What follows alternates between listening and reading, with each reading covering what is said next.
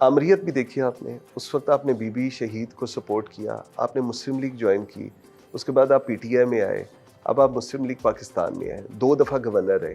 ईमानदारी से बताइएगा, ये तमाम पॉलिटिकल पार्टीज एक जैसी हैं या अब जो मुस्लिम लीग पाकिस्तान है इसमें कोई आपको फ़र्क लगा है, एक आम आदमी की अगर मैं बात करूँ?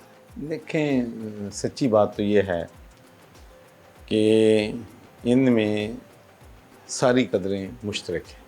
अच्छा। मिसाल के तौर पर पीटीआई, हम क्या कहते थे, हमारा मैनिफेस्टो क्या था कि भाई ये एमएनए एमपीओ को फंड्स देते हैं, ये पैसे उससे खाते हैं, हम जब इक़्तिदार में आएंगे तो हम अपने एमएनए एमपीओ को फंड्स नहीं देंगे। हमारे जो प्राइम मिनिस्टर है या चीफ मिनिस्टर है वो बादशाह हैं मुल्क के, वो जहाँ जाते हैं कहते हैं कि हमने यूनिवर्सिटी दे दी, यहाँ दे दी, ये फ़ंड हम ऐसे नहीं करेंगे, ये फ़ंड आबादी के तनासब से हम लोगों में तकसीम जो है करेंगे। प्राइम मिनिस्टर और चीफ मिनिस्टर के स्वाबदीदी इख्तियार जो हैं वो नहीं हों। तो हमने एमएनए एमपीओ को फ़ंड्स दिए, फिर हमने स्वाबी इख्तियार जो हैं वो भी ना प्राइम मिनिस्टर से वापस लिए, ना हमने चीफ मिनिस्टर से वापस लिए। हुआ ये कि हमने 4 सालों में फाइनेंस कमीशन भी नहीं बनाया जो कि ये फ़ैसला करे कि मुल्क में यहाँ ज़रूरत है और जिस आबादी है उसके तनासब से फ़ंड जो हैं वो दिए जाएं। उस पर हमने अमल जो है वो नहीं किया, बल्कि मैं तो जब पार्टी में था तो उस वक्त भी कहता था कि फ़ंड्स जो हैं या तौंसा में जाते हैं, फिर मियाँ वाली में जाते हैं, और जो बचे खुचे थे वो फिर वेदलाई साहब गुजरात ले जाते थे। सही, यही ठीक किस्सा कहानियाँ जो हैं यही चलती नहीं। फिर हमने कहा कि हम भाई सियासत में डेवोल्यूशन ऑफ पावर करेंगे, हम जो, लेकिन हमने 3.5 साल अब अदारे भी तोड़ दिए और इलेक्शन भी नहीं किए। अगर हम सिर्फ लोकल गवर्नमेंट को इस्टेब्लिश कर लें इस मुल्क में तो हमारी 50% बुराइयाँ जो हैं वो ख़त्म हो सकती हैं। ठीक। तो जो काम हमारे काउंसलर का है, लोकल काउंसलर्स का है, वो काम डेवलपमेंट का, सड़कें बनाने का, सीवरेज सिस्टम बनाने का, पानी का, ये काम जो है वो पॉलिटिशियन कर रहे हैं। तो ये कैसे निज़ाम को तब्दील करने के लिए कोई सिंसियर एफर्ट जो है वो नहीं की। हमने ये कहा कि हम पुलिस रिफॉर्म लेके आएंगे, अदल व इंसाफ का निज़ाम कायम करेंगे, लेकिन अदल व इंसाफ का निज़ाम कायम नहीं हो सका। और मेरा अपने ख्याल में जो सबसे मैं हैरान होता हूँ जिस बात पे, वो ये है कि इमरान खान साहब का सबसे बड़ा जो चीज़ मुझे जब मेरे हार्ट के करीब थी वो ये थी कि अदल व इंसाफ। मैं भी जब मैं गवर्नर था पिछली दफ़ा भी, सबसे मुझे तकलीफ़ उस वक्त होती है जब एक औरत आती है, उसकी बहन को रेप कर लिया गया है, कोई औरत आती है उस पर तेज़ाब डाल दिया है, कोई बंदा जो है गरीब आदमी मर्डर हो गया है, किसी के घर डाका पड़ गया है, किसी ने कब्ज़ा किसी पे कर लिया और मैं बेबस हूँ, इंसाफ नहीं दे सकता। तो ये सबसे बड़ा हमारा जो नारा था कि जो बड़े और कौमें तबाह हो गई जिन्होंने बड़ों ने इंसाफ नहीं मिलता, गरीब को इंसाफ नहीं मिलता। बिल्कुल सही। लेकिन अदलो इंसाफ के लिए भाई किसने देना है अदलो इंसाफ? अदलो इंसाफ तो सूबाई हुकूमतों ने देना है, सही, मरकज़ की हुकूमत नहीं देना। तो आपकी तो 3.5 साल मरकज़ में भी हमारी हुकूमत रही, सूबों में अपनी केपीके में 10 साल हुकूमत रही, पंजाब में 4 साल रही।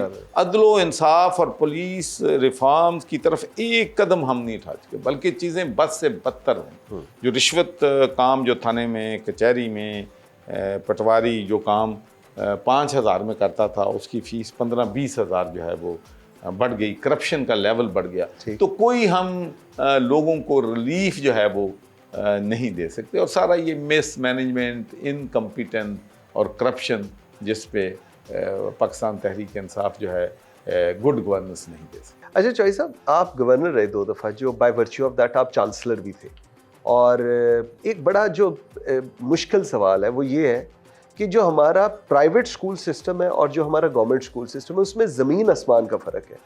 People don't bother, they don't want कि उनके बच्चे गवर्नमेंट स्कूल में जाए अनलेस और अनटिल वो अगर अफोर्ड ही नहीं कर सकते। इस सिस्टम को आप जब तक बेसिक इसके ठीक नहीं करेंगे तो आप एक अच्छी नस्ल कैसे लेकर आए? देखें, पहले तो हमें समझना चाहिए, मैं समझता हूँ कि जो हमारे सियासतदान हैं, मुल्क तो उन्होंने चलाना है, वो हवा में फिरते हैं, उनको रियलिटीज़ ऑफ लाइफ का पता ही नहीं। वो लोगों के साथ जाते नहीं हैं, लोगों के साथ बैठते नहीं हैं, उनके साथ मुशावरे नहीं करते। देखो हमारा स्कूलिंग सिस्टम की ट्रेजेडी देखें आप, जितने भी सरकारी स्कूल हैं अगर आप रकबे के हालात से देखें तो कोई स्कूल 2 एकड़ में है, कोई 4 एकड़ में है, वहाँ पर प्लाट भी हैं, वहाँ पर ग्राउंड भी है, और फिर वहाँ का जो टीचर है उसकी तनख्वाह 40-50 हज़ार से कम नहीं है। फिर जो हमारे प्राइवेट स्कूल हैं वो किसी कोठी में कॉलेज बना हुआ है, किसी 3 कमरे के घर में स्कूल बना हुआ है, ना प्लेग्राउंड भी नहीं है, वहाँ कोई फैसिलिटी भी नहीं है। तो फिर सोचने की बात यह है कि लोग इन प्राइवेट स्कूलों में, और जहाँ टीचर की तनख्वाह 10-15 हज़ार है, मैं आपको बता दूँ, हमने मिनिमम वेज तो तय कर दी है 30 हज़ार या 25 हज़ार, लेकिन उनको मिलती नहीं है। ओके। प्राइवेट स्कूल जो है 15-10 हज़ार से ज़्यादा पैसे नहीं देते हैं। तो जो छोटे गांव और बड़े जो हैं स्कूल, उनमें तो खैर मतलब मियार भी बेहतर है और फीस भी बहुत ज़्यादा हाई है। तो लोग वहाँ पर अपने बच्चों को भेज रहे हैं, वहाँ नहीं भेज, इसलिए कि कोई चेक बैलेंस नहीं है, कोई वहाँ पर पता नहीं है कि टीचर वक्त पे स्कूल आता है, वक्त पे घर जाता है। वहाँ पर जब तरक्कियाँ और प्रमोशन जो है, जब सिफारिश पे होनी है, तबादले सिफारिश पे होने हैं, जो मेरिट है उस पर नहीं होना, तो यही होता है। मैं जब चांसलर बना था, बहुत मुख्तसर मैं आपको बताता हूँ कि सबसे बड़ा मेरे लिए चैलेंज ये था कि मैं सरप्राइज़ था कि यूनिवर्सिटियों में जो लेक्चरर्स हैं, प्रोफेसर्स हैं, उनकी लड़ाई बरादरी बेसिस पे हो रही है।